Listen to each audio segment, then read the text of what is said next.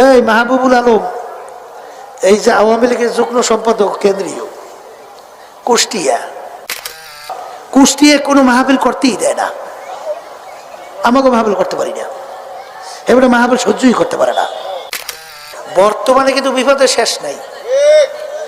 আমি ঢাকায় সেদিনকার বলছি, বিভিন্ন জায়গায় বলতেছি, যারা আওয়ামী লীগ করে এখন তো নামাজ দরকার নাই, এখন নামাজ পড়া কোনো দরকার নাই। কলে হুজুর তা কেমন?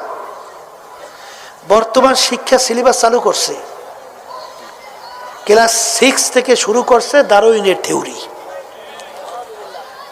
সরকার যে শিক্ষা সিলেবাস চালু করছে বলতেছে মানুষ নাকি আল্লাহ সৃষ্টি করে নাই,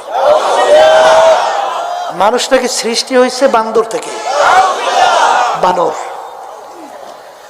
এখন আমি বলতেছি যে আওয়ামী লীগ যারা করেন, আপনাদের সরকার চালু করছে, আপনারা নাকি বান্দরের